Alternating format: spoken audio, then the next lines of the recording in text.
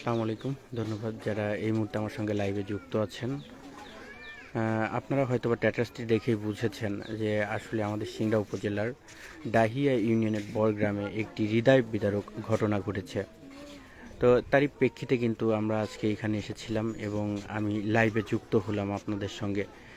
তো গতকাল রাতেই কিন্তু আসলে আমরা শুনেছিলাম যে এই বড়গ্রামের একটি পরিবারের মা প্রথমে গ্যাস ট্যাবলেট খায় এবং তার ছোট 3টে বাচ্চা ছিল, যাদের বয়স যমজ বাচ্চা ছিল 2জন 10 বছরের এবং একজন 3 বছরের বাচ্চাকে মা নিজের হাতে গ্যাস ট্যাবলেট খাইয়ে দেয় এবং গ্যাস ট্যাবলেট খাওয়ার কিছুক্ষণ পরেই কিন্তু মা মারা যায় এবং যে শিশু সন্তান 3টি ছিল তাদেরকে শহীদ জিয়াউর রহমান মেডিকেল বগুড়াতে ভর্তি করা হয়।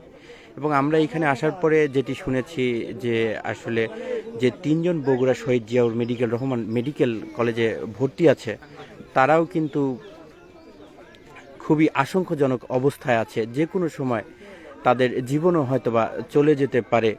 এবং এই বড়গ্রামে আসার পরে আমরা দেখতে পাচ্ছি যে এলাকায় কিন্তু একটি শোকের মায়া কাজ করছে এবং শোকের ছায়া পড়ে গেছে এই বড়গ্রামে। তো আমরা এইখানে যারা আছে তাদের সাথে একটু কথা বলে জানার চেষ্টা করব যে আসলে কি হয়েছিল এইখানে, যদি একটু বলতেন। ভাই সন্ধ্যার সময় জীবত ভাস্তি ভাই বউ সব দিকে গেছে ভাই। এই বেল ডোবার সময় আমরা বাজারে চলে গেছি। বাজারে যা এসার নামাজ পরে সেই ওইখানে দোকান আছে, সেই আমার ভাইসা ভাসি ঘাটার মধ্যে লিয়ে যাচ্ছি দিয়ে আমার ভাইসা জোড়া ধরে কইছে, ও বড় বাপ আমার মাথায় কিমড়ের বাড়ির সাথে আমার ওষুধ খাওয়াছে, আমাকে সব খাওয়াছে, আমার বাপ আমার বাঁচাও। আমার মাও খাচ্ছে, আমাকে আর খিলাছে, আমাকে বাঁচাও। আমার ভাই আমার গোলাপ পাতা থেকে ভাই আমি 3 টাকা খাওয়াচ্ছি, আমি নিজেও খাচ্ছি ভাই, আমি কি ভুল করছি ভাই? ও ভাই আমি এই ভুল করছি ভাই, আমি আর বাঁচব না ভাই, এইটুকা ভাই। এই তো ভাই ভালো মানুষ ঠিক আছে ভাই, বাড়ির ভাই কোনো কিছু দেখে নেই ভাই। মাথা সমস্যা না হইলে কি মাথা রে পাগল লিয়া করে খাইলে বলে পাগল ভালো হয় রে, আমার ভাই বউ তো ভালো হলো না পাগল রে, ভুল করে।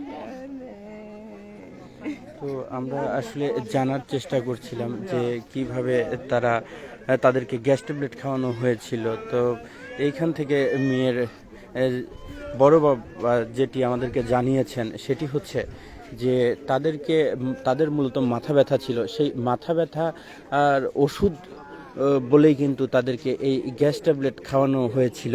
এবং এইখানে আমরা আসার পরে যেটি শুনছি যে তার মা যিনি মারা গিয়েছে তার কিন্তু মাথায় সমস্যা ছিল, এর আগেও কিন্তু বেশ কয়েকবারই নাকি এরকম ঘটনা এর আগেও ঘটার চেষ্টা চালিয়েছিলেন তিনি। তো আমরা একটু আর 2-1 জনের সাথে একটু কথা বলার চেষ্টা করবো। কাকা আপনার বাসা এখানে?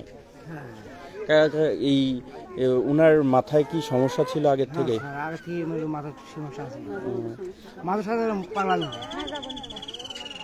তো সংসারে কোনো গন্ডগোল ফেসাদ এরকম কোনো কিছু ছিল? ওই শালপালের সাথেই পেটাপিটি শালপালের সাথেই দ্বন্দ্বাদ্বন্দ্বি করে।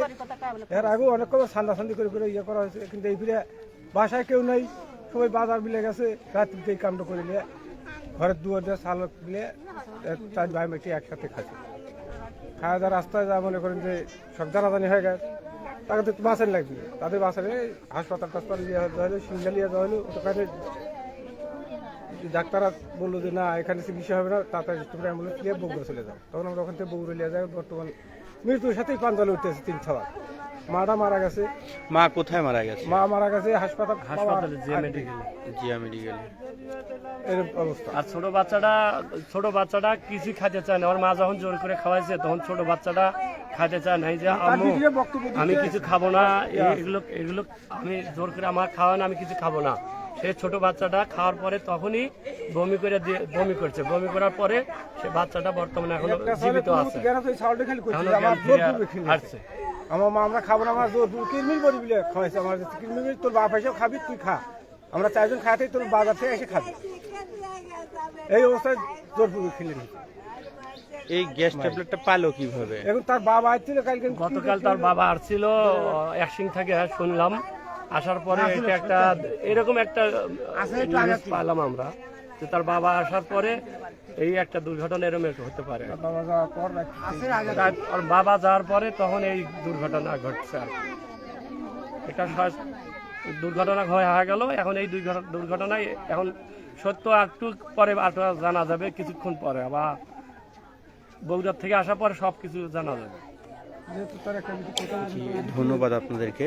আসলে এই ডাহিয়া ইউনিয়নের বড়গ্রামে কিন্তু আসলে এখন শোকের মাতল চলছে এবং এইখানে যারা আসছেন তাদেরও আসলে